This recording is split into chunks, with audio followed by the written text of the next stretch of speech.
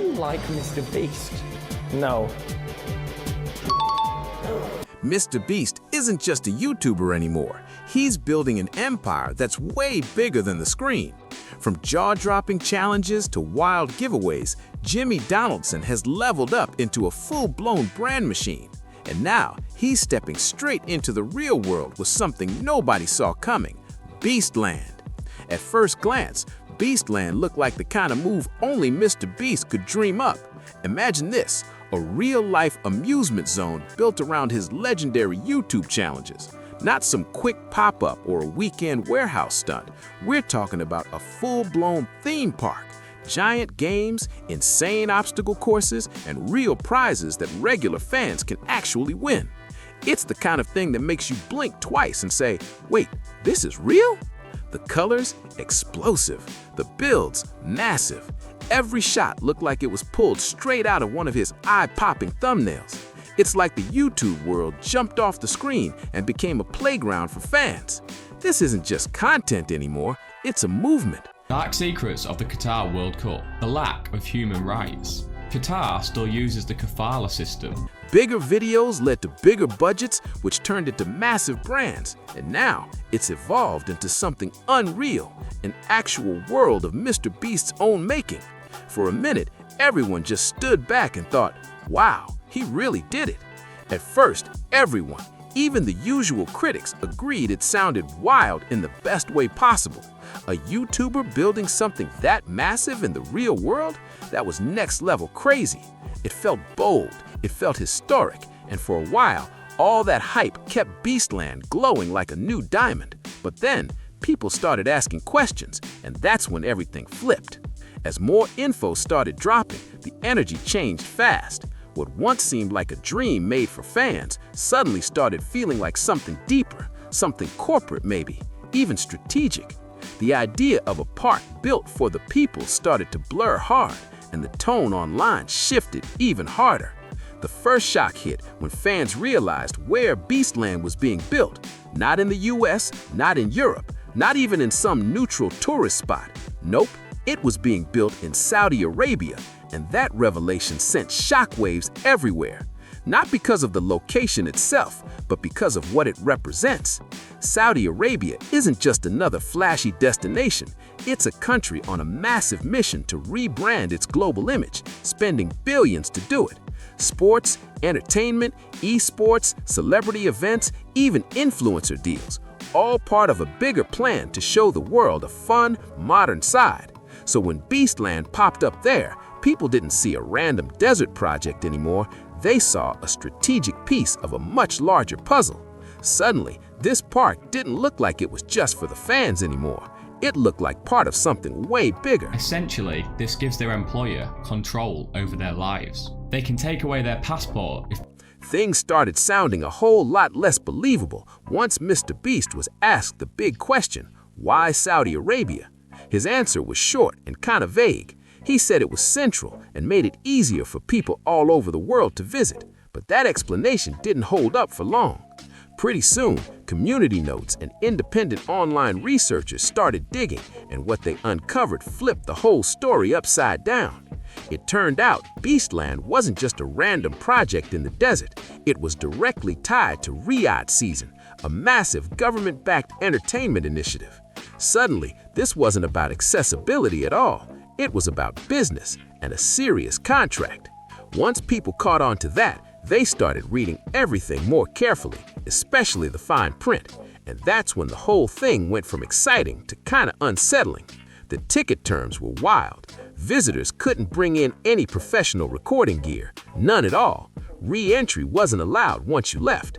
Guests had to automatically agree to being filmed by the organizers, whether they liked it or not. And here's the kicker. The organizers took zero responsibility for injuries or even death. But the part that really made everyone pause, every single attendee had to follow Saudi Arabia's public conduct and public taste laws. And for anyone unfamiliar with those rules, they're not just guidelines, they're strict, and breaking them can have serious consequences. These aren't just suggestions, they're real enforceable restrictions. In Saudi Arabia, filming any kind of accident, incident, or even random people without official approval can land you in serious trouble. They want to leave the country, forcing them to work in poor conditions and on a low wage. That low wage works out. We're talking fines, detention, and authorities who can demand you delete your footage on the spot. And if anyone dares to post something online that makes an event look bad, that can be considered a violation too. That means if something goes wrong inside Beastland, the public might never see it. No viral clips, no leaked videos, no independent documentation, nothing. Everything stays tightly controlled. It's a setup where the only version of the story that exists is the one they approve. In places like the US, chaos often leads to transparency. Phones come out, footage spreads, people talk, and accountability follows. But at Beastland, the whole system seems built to stop that from happening. That one detail alone completely flipped the vibe online, because suddenly this wasn't just about big games or fun challenges, it was about control. It wasn't just about control anymore, it was about silence. If someone got hurt, you couldn't post about it. If a ride broke down, you couldn't warn anyone. If something truly dangerous happened, the entire story would belong only to the organizers and the state. For fans who live online, who document everything, that idea was chilling. Losing the power to share your own experience, that hit hard. At about $275 per month. The Guardian reported that 6,500 migrants have died in Qatar. Then came the bigger, heavier questions, the kind that made the whole internet stop scrolling. Saudi Arabia's human rights record isn't just controversial, it's been thoroughly documented.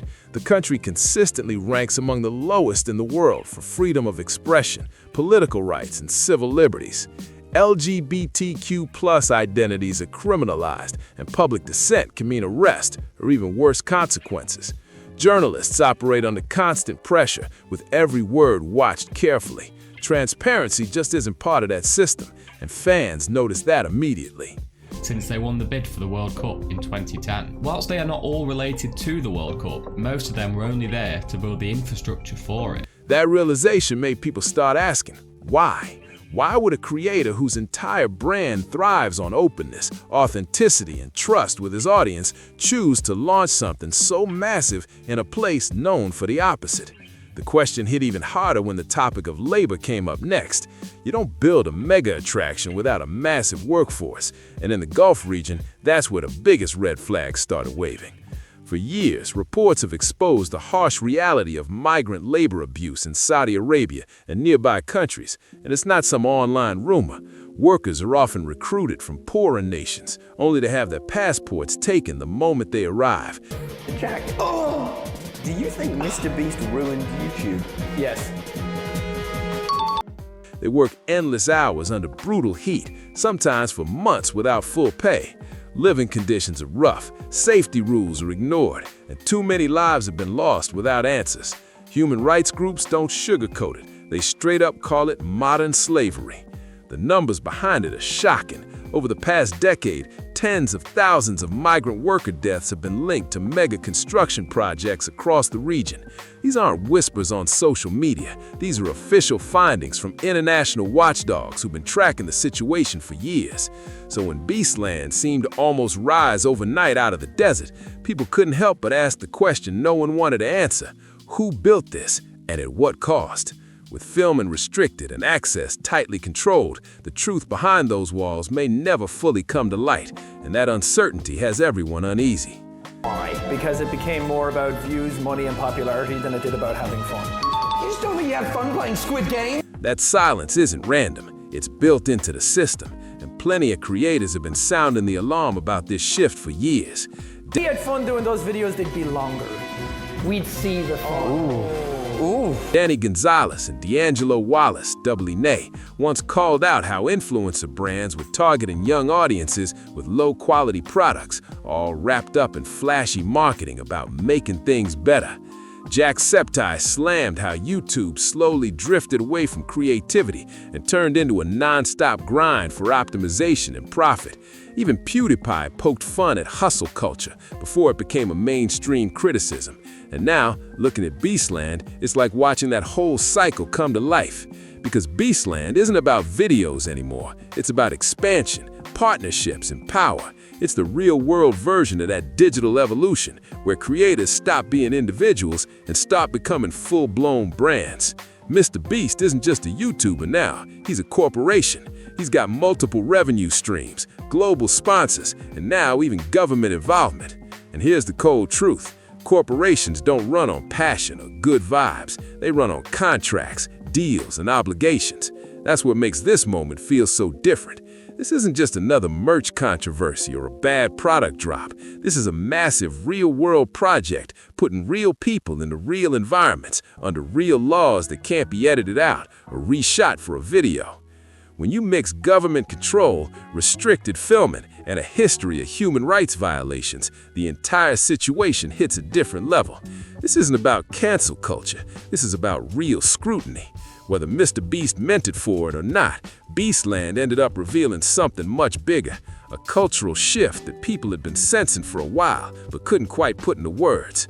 The guy who used to hand out stacks of cash just to make people smile is now operating on a scale where ethics matter more than entertainment.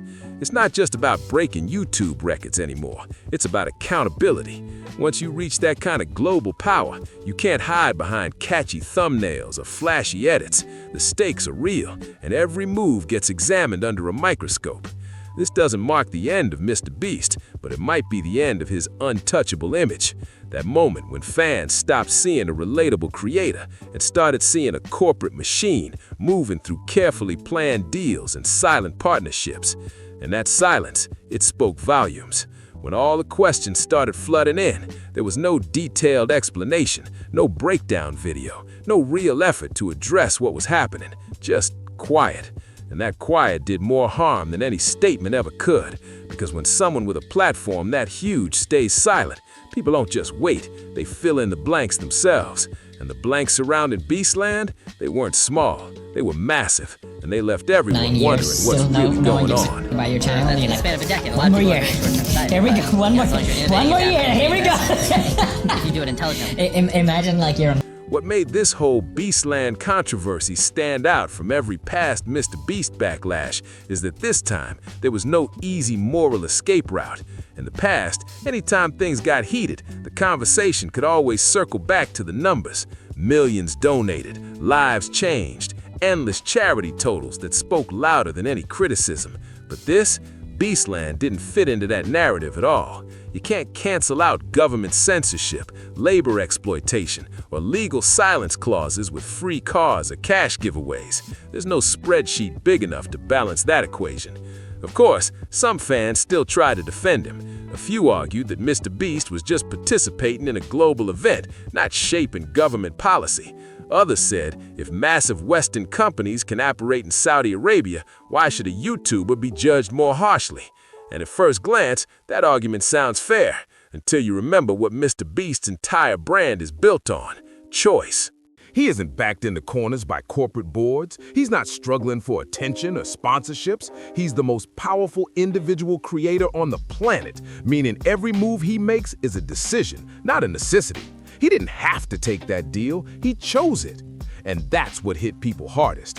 When a small creator grabs a sketchy brand deal, it's usually about survival. But when someone like MrBeast, with global reach, unlimited options, and massive influence, signs on to a state-backed PR project in one of the world's most restrictive countries, it stops being about desperation. People start questioning intent. This wasn't about survival anymore, it was pure expansion. And that expansion mindset explains everything we've seen from MrBeast lately. The food brands, the snack lines, the burgers, the chocolate bars, the restaurants, the AI tools, and now a full-blown real-world attraction wrapped in global politics. Each move might make sense on its own, but when you line them all up, they tell a story that's impossible to ignore. MrBeast isn't just a creator who happens to make business decisions, he's become a business that occasionally makes content. And once you notice that shift, you can't unsee it. Beastland wasn't sold like a regular theme park. It was presented as a once-in-a-lifetime experience, an exclusive trip inside the MrBeast universe, a place where fans could finally step into his world and feel like part of the story. But here's the twist. Closeness without freedom isn't connection. You might be there, but you can't film what you want. You might participate only under approved conditions. You're not an equal part of the experience. You're a guest in a carefully controlled environment. That's not community, that's managed exposure. And the fact that all of this is unfolding in a country where public dissent is punished makes the whole thing even more uncomfortable. What was supposed to be an exciting fan experience suddenly feels like something else, something bigger, stricter, and way more calculated. Beastland became something way bigger than a park. It turned into a symbol, whether Mr. Beast meant for that to happen or not. It felt like a spotless, controlled spectacle built inside a system that only works when silence is maintained. What really made people uneasy wasn't just a list of rules, it was the mystery behind who enforces them. Because when things go wrong, who actually steps in? Local authorities, event security, government officials? What rights do visitors even have once they're inside those gates? None of that was made clear, not in the marketing, not in the ticket details, not anywhere. And when the legal fine print stays vague in an authoritarian setting, that usually means one thing: it's not in your favor. The creators who built their reputations on authenticity picked up on this instantly. Not the ones chasing invites or sponsorships, but the ones who've been warning for years about the direction creator culture was heading. The same people who spoke out against algorithm obsession and endless product pushing saw Beastland for what it truly was, not just a park, but a turning point. And here's the part nobody really wants to say out loud. This is exactly what YouTube has been rewarding all along.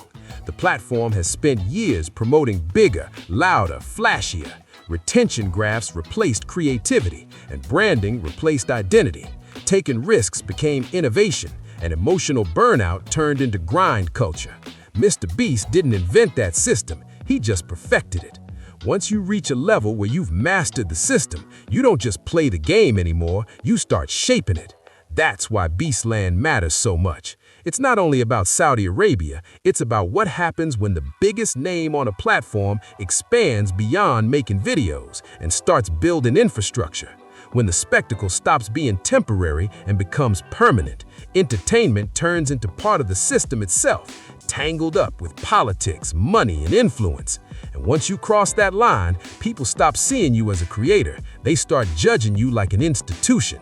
And institutions don't get the benefit of the doubt. They get audited. What's especially striking is how temporary Beastland actually is. For all the hype and money behind it, it's a limited-run attraction, built to exist just long enough to make headlines, serve its purpose, and then vanish into the sand. When it shuts down, the structures disappear, the cameras stop rolling, the desert resets, but the questions don't fade. Who got paid and who didn't? Who took the risk? Who took the liability if something went wrong? What kind of conditions were the workers under behind the scenes? Those aren't details that vanish with a shutdown date. They linger. And that's the hardest part to accept. Beastland didn't need to happen. It wasn't born out of necessity or passion. It was born out of expansion, out of the idea that success has to keep growing no matter the cost. And that's what makes it so haunting. Mr. Beast could have built a park anywhere. He's got the money, the power, and the global reach to make it happen in any country he wants. So when he picked Saudi Arabia, it wasn't out of necessity. It was pure strategy. And that's exactly why the reaction has been so intense. Because once people realize a choice was optional, they start judging it in a whole new way. This doesn't mean Mr. Beast is done, not even close. His audience is massive, his influence is unmatched, and his videos will keep pulling in numbers that most creators can't even dream about. But something has shifted, something subtle but real. The relationship between creator and audience doesn't feel the same anymore. Fans stopped asking, "Is this cool?" and started asking, "Should this even exist?" And that's a dangerous question for any brand, especially one built on goodwill and trust. The days when pure spectacle could distract people from ethical concerns are fading fast. Audiences have grown up. They're smarter, more aware, and way more skeptical of what's happening behind the camera. Once viewers start seeing a creator as a corporation, every move gets dissected. Every deal, every collaboration, every silence.